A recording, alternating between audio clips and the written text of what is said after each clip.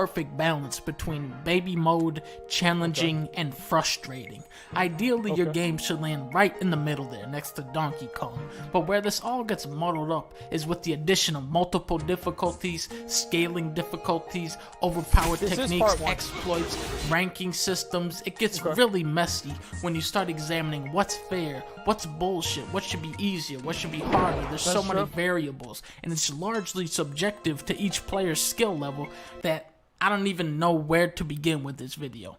It's only a 5-minute video. How about Halo 1, one of my favorite single-player shooters? It offers you 4 difficulties, which if you're a grown-ass man still playing video games, still playing Halo 1, you need to cross these 2 off right now. Let's be real. Now, playing on PC with a mouse and a keyboard, I could just barely, after about 700 deaths, just barely squeeze my way through this game on Legendary. That's not good. Fucked up. Halo 1 on Legendary changes a man. Then I went back to on Heroic and whooped the game's ass, but this is my problem. Which difficulty did I enjoy more? Legendary was more challenging, but guns like the assault rifle became obsolete. Most of the time, you're forced to use the plasma pistol, which is... I hate the plasma pistol. This shit is stupid. On Heroic, you have much more freedom in how you approach the game, but after playing on Legendary, it just feels like a cakewalk. Yep.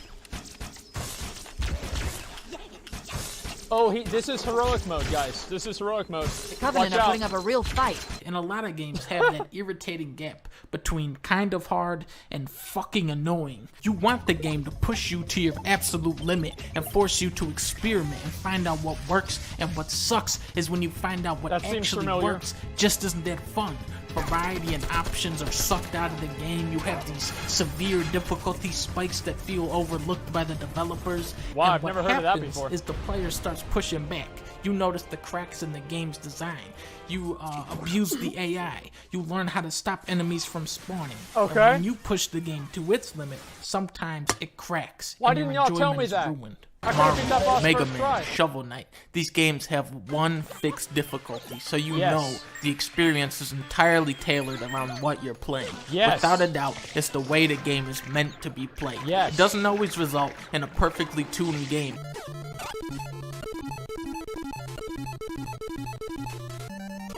But it does lend a huge sense of legitimacy to what you're doing. Players should have options in how they approach a game, but letting you pick how difficult the game is maybe is just a step too far. It's like my man Tupac says, no one man should have all that power. Bioshock 1 on hard, Uncharted 2 Remake on crushing, Mass Effect 2 on insane, these difficulties just nailed it for me. I think they're perfect. But then you have all these other supplementary difficulties that end up being inferior ways to experience the game. What's really smart are games that are easy to pick up but difficult to master. Let the player get a hang on what's going on and then continually ramp that shit up until it gets sadistic. Take Mario 64. Not the hardest game ever made, but people just go nuts on this game, man. Far beyond what is actually expected of you. You want that depth, that margin for improvement. It keeps the game alive. You don't want just a static cap where you feel like you can't get any better at the game. When you encounter a poorly designed difficulty, you start second guessing yourself. Is this all Lyric has to offer? A challenge would be nice. It's over? Oh, it's over. Whatever that was, I never want to go through it again. You say, well, if I can't lose, why isn't this just a movie? Or why am I wasting so many hours trying to beat this one bullshit part? What a piece of shit. Why am I wasting my time playing this shitty game? What a piece of shit fucking Why do I game. even play video games? Why do I even exist? Now, I'll be honest, like, Dark Souls gave me an existential crisis. It's causing you to have an existential meltdown. That's when you need to take a break and say, this game is too easy. I need to go play some Donkey Kong Country. Now, in this game, all I'm thinking about is, man, I gotta fucking kick this beaver's ass. That's right, dude. Guys. What I'm trying to say with this video I sold that game to GameStop is that League of Legends sucks dick. True. I agreed with everything that he said in that video, especially the last part. So this actually, like, what he's saying here actually makes a whole lot of sense. And he's saying that the added difficulties in games create a different experience. And because everybody isn't experiencing the same thing, the development of the game is either streamlined in a way that makes the game unfun. That's like what he was saying with Halo 1, that if you're playing on legendary mode, you basically have to just like use the plasma pistol, deplete shields, and then shoot the elites in the head, right? You do the same thing every time. And it pigeonholes gameplay into this like very, very small window of things that you're able to do. And the lower difficulties make it to where you can do a lot of other things. And if you only had one difficulty, you'd be able to balance the entire game around that one difficulty, rather than having multiple difficulties and different levels of balance that some are frustrating or unfun or contrived. So I actually really agree with what he's saying, and I think that's one of the big successes that you can see with like Dark Souls, for example, because Dark Souls was so... Yeah, we're going to watch part 2, but let me finish what I'm saying. Dark Souls, I think, is very successful because it's not like I can put Sin's Fortress on easy mode and just one-shot the Snake Boys with the +6 longsword, right? I had to get something different. I had to do something new. And if I didn't do that, I wasn't going to get anywhere. And that's what was important about it. It's the same thing with the Knight Artorias, right? I did not really enjoy the progression, but the reason I didn't enjoy it was because of myself. Like, the fight itself I thought was very good, and everything about it was great. It's just that I got myself in a bad mood because I felt like I was beating myself. And a lot of the examples, people saying greed, I think I have a double-click problem with my mouse, because 90% of the time, whenever I would do my second attack, I wouldn't actually be intending to do a second attack. But either way, I think having one difficulty for games is actually what's best.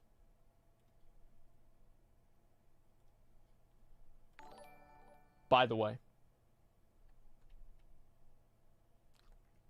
Okay. Second one. Difficulty in Video Games Part 2. He just came out with this today. Fuck! I've got to make sure that I turn it off at the end of today. Okay, I was ashamed I disagree with you on WoW issues, but I respect your opinions. I love hearing another side. Well, that's great. I mean, I think everybody disagrees on something, right? You're never going to find somebody that you agree with on everything. But the idea is to have common grounds and discuss those differences to where you can come to a conclusion that is stronger overall, right? It's like it's like two Pokemon that fight against each other. They gain experience, and I think it's important to discuss ideas and talk about them. Yeah, I'll fix the camera. I just need to make sure that I turn it off. I also have another battery ready, so I can use that one tomorrow. Okay, just a second. Let me make sure I get all this turned on and set up. Okay, second video here. During the heyday of arcade cabinets, difficulty and monetization of video games were physically intertwined. You would put a quarter in the coin slot and boom, you can play the game until you run out of lives, which was often... Now you put a quarter in the game and it gets rid of the barrels. Pretty quick. For developers, the trick was to create a game that when you launched it, you would go, oh, that's so easy. The original Pac-Man is literally just one repeating level. How hard could that possibly be? Yeah.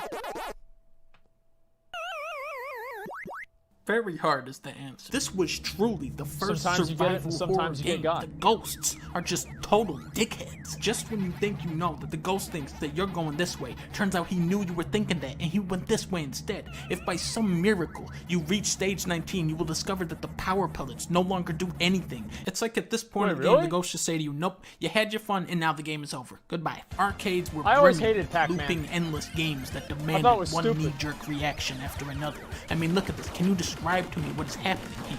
How do you play that? These were games designed to kill you fast and suck down quarters, and people loved them. Then, in the mid-80s, we see the focus shifting back towards consoles with the NES. Games start to take on the structure of having a set amount of stages, and with this change, the role of difficulty is transformed. Now the challenge becomes, how do we stretch out a 30-minute game into something that will take months to complete? Wait, why is he pulling his pants down? The solution? Just put a bunch of stupid fucking bullshit everywhere. Cheap-ass one-hit kills, oblique puzzles, broken enemy spawns, impossible jumps, enemies that constantly knock you off a ledge. Go dig up an NES and tell me how many of those games you can actually complete. None of them. Don't lie. Yo, y'all ever played The Lion King on Super Nintendo? I broke like 3 controllers over that fucking piece of shit bullshit game. That was the worst fucking game I ever played. You probably can't even be Bubble Bobble. Look at you. Even the titles that were directed specifically at younger children make Dark Souls look like fucking DuckTales, except that DuckTales is probably harder. Going forward, however, games will continue to become more and more approachable as developers found out that people actually like to win. Red Dead 2 is a great modern example of this. The game aims your gun for you, it steers your horse for you, it practically plays itself, and despite all of this, it is the most critically acclaimed game this year. Is it so wrong that people want to play a game without getting their dick knocked off every 2 seconds? No, it's bad. I don't think so. Not every game needs to be some death march, but when you try to have it both ways, you run into problems. Inflated HP and damage. Selectable difficulties are commonly achieved by simply giving enemies more health and damage, but in the back of my mind, I'm always wondering how much should they have. Halo 3 is the first game in the series that tells you heroic is how the game is meant to be experienced. It just straight up says, hey, this is the real one. Those other ones is the way fake. Halo is Only meant they to be told me played. this back in Halo 2. COD 4 tells you that on... Yo, there's this one time in Halo 2, and you would get to the Africa map. I don't remember like what, Cairo or whatever. And you would walk out, and there would be like these little dudes with snipers, and they never don't headshot you. You walk out, dead. You walk out, dead. Walk out, dead. Dead. And I remember thinking to myself, what am I doing with my life? Whenever I got to that level on Legendary, I was so upset.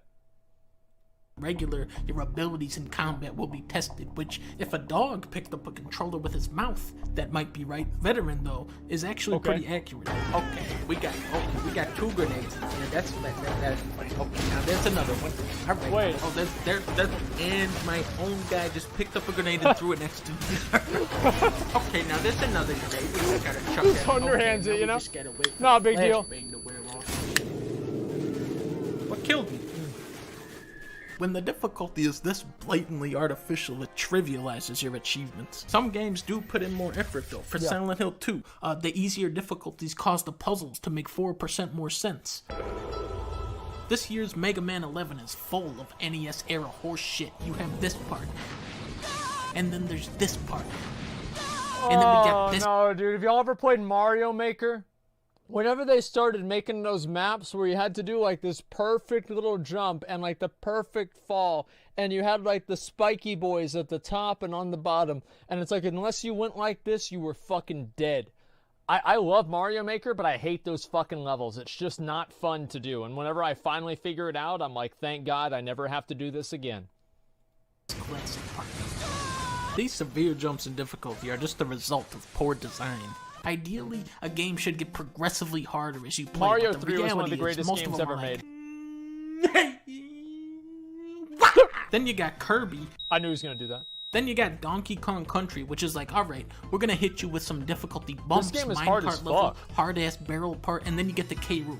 This is where the game goes from tough but fair to tough but fuck you. If you're gonna lock me in a hellfuck with a fucking Hitler bitch, then at least give me some decent checkpoints, man. Come on. wow. Undoubtedly, the cruelest part of older games is how when you lose, they will just kick you all the way back to the start. Even some of the hardest NES titles, like Castlevania and Ninja Gaiden, would have the courtesy of only knocking you back to the start of the stage when you got hit off a ledge by a guy who spawned in midair. That's really that you fun. already killed. Without checkpoints, you force players to repeat large chunks of a video game, which is not only irritating, but fatal to the overall pacing. On the other hand, saturate your game with checkpoints and you lose that anxious feeling which makes challenging games so tense. The iconic bonfires of Dark Souls are not only a much-needed reprieve, but a glowing beacon of your progress in a game whose atmosphere is dishearteningly oppressive. Meanwhile, Resident Evil 1, which is a game where doors take 17 minutes to open, requires you to use an ink ribbon item every time you want to save.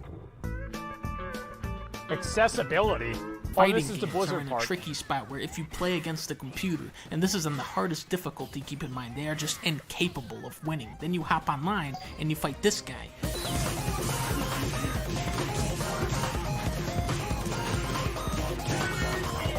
Team games like Overwatch and Call of Duty lower the bar for entry considerably by allowing 5 other people to pick up your slack, and if you lose, you can just blame your team when you lose in a fighting game. I do that all the time.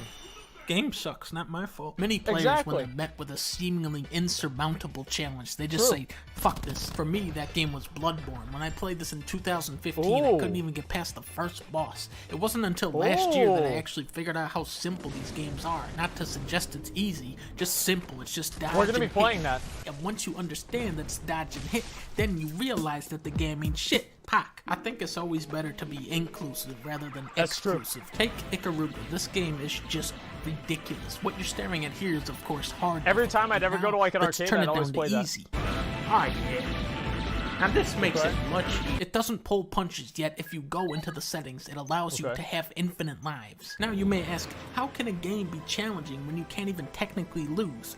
Like this. I died so many times on that first run through That's that a at lot one of- point I thought I might run out of infinite That's a lives. lot of It dots. was merely the first step, and on subsequent playthroughs I would go, oh wow, only 68 deaths this time. Oh wow, 50, 20, 13. Each time I returned to the game, I understood it a little bit better. That's Just about like the way it 80s sounds, coin yeah. ops that inspired it. The idea of accomplishment doesn't stem from beating the game, but rather mastering it. The thing about difficult games is that they tend to grow on you, but is it the challenge that makes them so exciting, or rather the artistry hiding beneath? I'm gonna play that Cuphead.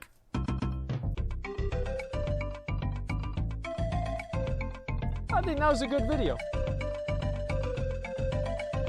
That made a lot of sense. I'm really excited to play Bloodborne. Let me say that right now. I'm very excited to play that. I think it's going to be a really good game. And I am going to have to play it on a controller, unfortunately. Watch more of his video. I've never seen any of this guy's videos, honestly. So it's very new to me. Move or vote AFK? Don't worry, I'm moving. Like, I'm pretending to be part of the, I'm pretending not to be AFK. Don't worry about it. Play Witcher 3? Oh yeah, I want to play that too. I just like... McConnell, did you watch the video? No. Okay. Well, what do you think about multiple difficulties? Like, do you think they're good for games or bad? It depends on what game it is, what kind of game, whatever. Just depends. I mean, I can't say, like, multiple difficulties is good for everything. Like, what do you want me to say? Well, I mean, it depends, right? I mean, obviously it depends, but I was asking your opinion. I think it's fine. I mean, they're shitters, they're mediocre players, and then there's fucking experts. You can't have just, like, one fucking difficulty for all three. What for about all Dark types Souls? of different players. Dark Souls has that. Yeah, and it's known as, like, one of the hardest fucking games. I mean, it gets its reputation for a reason. You think that's bad?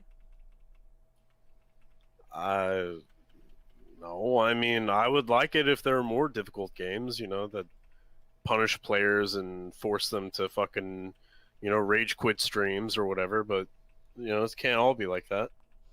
I guess, yeah. I mean, I just feel like there's so many games nowadays that are just so focused around, like, allowing people to, like, experience the story that it ceases really to become a game. Like, to me, it just doesn't really feel like it's a game at all.